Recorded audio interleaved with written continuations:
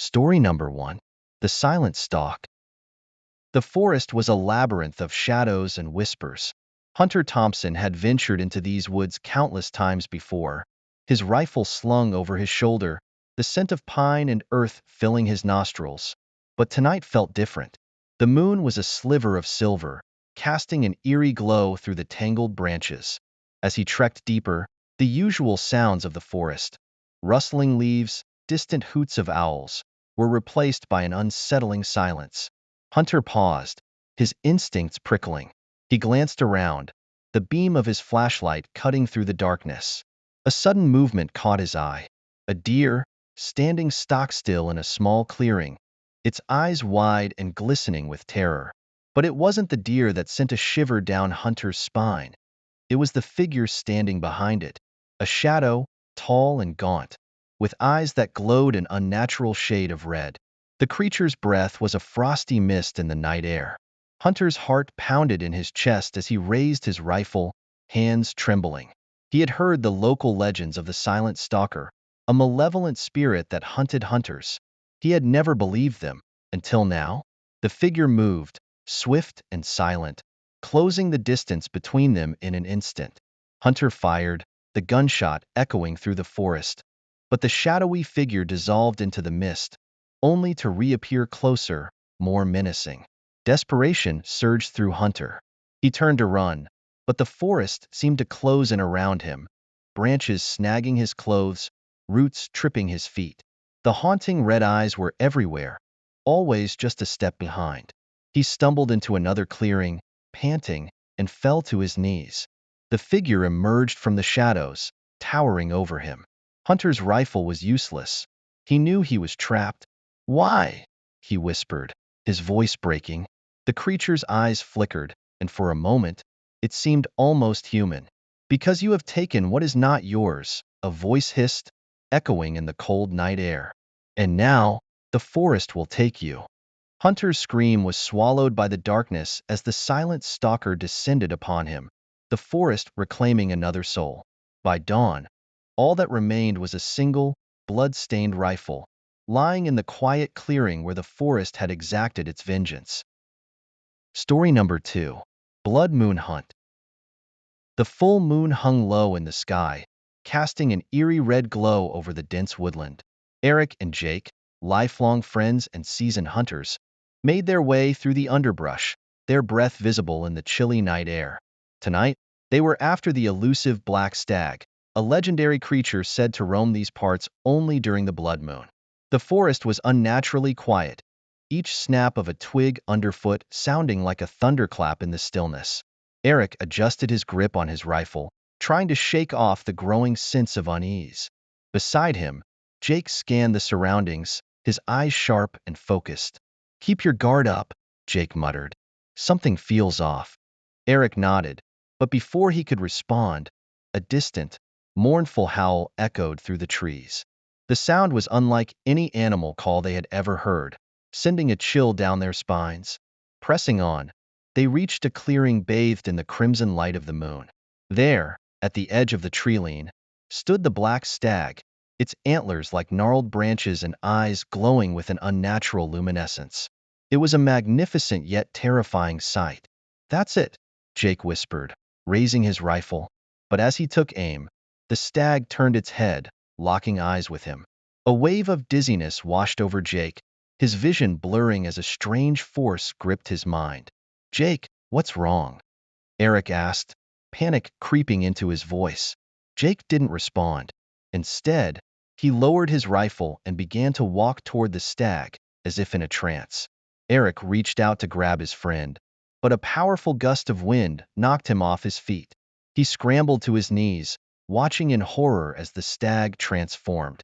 The creature's body elongated, its limbs stretching and contorting until it stood upright, a monstrous figure of shadow and antler.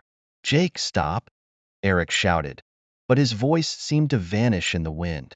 The stag creature extended a bony hand, placing it on Jake's forehead. Jake's eyes rolled back, and he collapsed to the ground, lifeless. Heart pounding, Eric raised his rifle, firing at the beast. The bullets seemed to pass through it, hitting the trees beyond. The creature turned its gaze on him, and Eric felt an overwhelming fear seize his heart.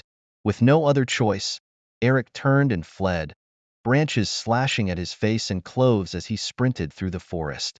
The eerie howl echoed behind him, growing closer with each step. He could feel the creature's presence, a dark shadow just beyond the edge of his vision. Stumbling into another clearing, Eric fell to his knees, exhausted and terrified. The blood moon's light was dimming, and the forest seemed to close in around him.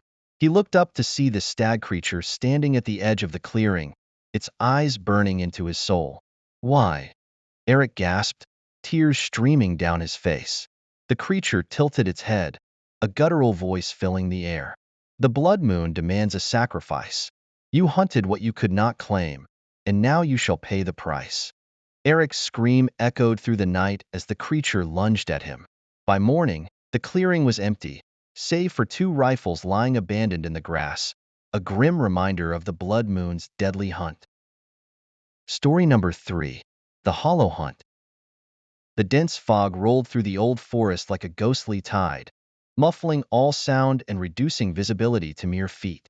Hank and Tom, experienced hunters, were out on their annual trip, determined to track down the legendary Whiteheart. The stag was said to bring fortune to anyone who caught a glimpse of it, but tonight, the forest felt more ominous than usual. We should head back, Tom suggested, his voice barely audible through the thick fog. This place gives me the creeps. Hank shook his head. We've come this far. Just a little further. The Whiteheart is out here somewhere.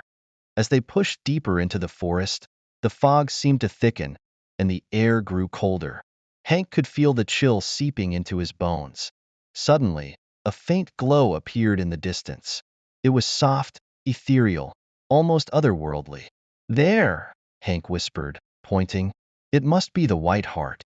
They moved quietly, careful not to make any noise that might scare the creature away. As they approached, the glow became clearer, revealing the majestic figure of the Whiteheart, its coat shimmering like moonlight. Tom raised his rifle, aiming carefully. But before he could pull the trigger, the stag turned its head, its eyes reflecting a deep, unsettling intelligence. Tom's hands trembled, and he hesitated. Hank, impatient and driven by greed, grabbed his own rifle and fired. The gunshot shattered the silence, echoing through the trees. The stag bolted into the mist, the glow vanishing with it. Damn it, Hank, Tom yelled. You scared it off. But Hank wasn't listening. He was staring at something behind Tom, his face pale with terror. Tom turned slowly, his heart pounding.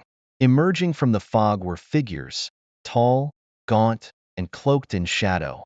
Their eyes glowed a piercing blue, and their bodies seemed to waver, as if not entirely part of this world. The hunters had heard the stories of the Hollow Men, forest spirits that protected the Whiteheart, but had dismissed them as legends. Now, faced with the chilling reality, Tom and Hank were frozen in fear. You should not have come, one of the figures intoned, its voice like the rustling of leaves. The heart is sacred. You have violated the pact. The ground beneath their feet began to tremble. Vines and roots snaked up, wrapping around their legs, pulling them down. Hank struggled, but the more he fought, the tighter the grip became. Please, Tom begged, his voice breaking. We didn't know. The Hollow Men advanced, their forms shifting and flickering.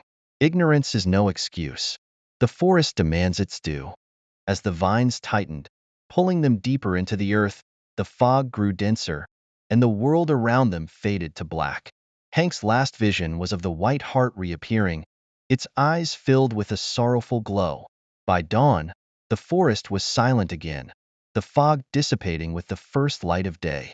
The clearing where Tom and Hank had stood was empty, save for their rifles and a faint, eerie whisper that lingered in the air. Those who ventured into the forest in the following days spoke of a haunting presence, and the tale of the 2 hunters who vanished into the Hollow Hunt became yet another ghost story to warn off those who dared to seek the Whiteheart. Story number 4.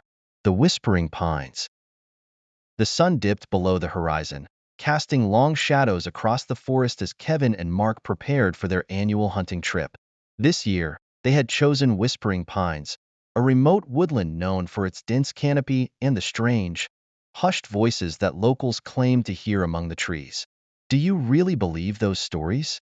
Mark asked, adjusting his gear as they set out along the narrow path. Kevin shrugged. Just old legends to keep people out.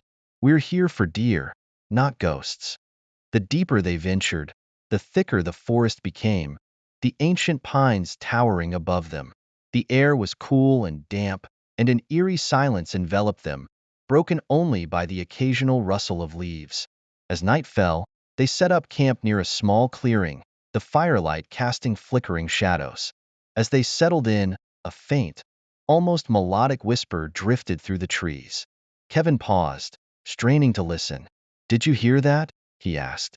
Mark nodded, his face pale. Probably just the wind. But the whispers continued, growing louder and more distinct. It sounded like a multitude of voices, all speaking in hushed tones, their words unintelligible but filled with an unsettling urgency. We should check it out, Kevin suggested. His curiosity piqued despite the growing sense of dread. Reluctantly, Mark agreed, and they grabbed their rifles, venturing into the dark forest. The whispers seemed to guide them, leading them deeper into the woods. The air grew colder, and the shadows darker. Kevin's flashlight beam danced across the gnarled trees, their twisted shapes resembling spectral figures. Suddenly, the whispers ceased, replaced by a deafening silence. Kevin and Mark found themselves in a small grove, where the trees were ancient and gnarled, their branches intertwining like skeletal fingers. In the center stood a massive pine, its bark dark and twisted. Something's not right, Mark whispered, his voice trembling. Kevin approached the tree, feeling an inexplicable pull. As he reached out to touch the bark, a hand shot out from the shadows, grabbing his wrist.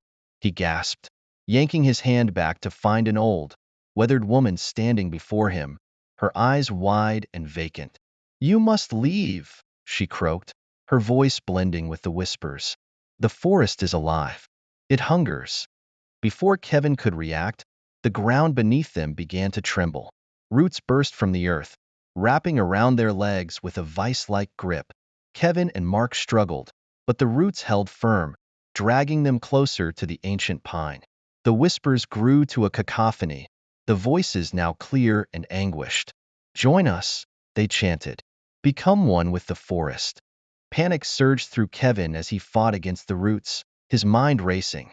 We have to cut ourselves free, he shouted, reaching for his hunting knife. Mark fumbled for his knife, but the roots tightened, making it difficult to move. Kevin managed to slash at the roots binding him, freeing one leg. He turned to help Mark, but it was too late. The roots had already enveloped him, pulling him into the ground. Mark! Kevin screamed, his voice lost in the din of whispers. With a final, desperate effort, Kevin freed himself and stumbled back, the whispers fading to a mournful wail. He ran through the forest, branches tearing at his clothes and face, not stopping until he reached the edge of whispering pines. Gasping for breath, Kevin looked back at the dark silhouette of the forest. The whispers had ceased, but the memory of them lingered, a haunting reminder of what he had left behind. In the weeks that followed, Kevin's tale spread through the nearby town. Some dismissed it as hysteria, others as the ramblings of a man who had lost his friend. But those who knew the forest well understood the truth. Whispering Pines was alive, and it would never stop hunting for new souls to claim.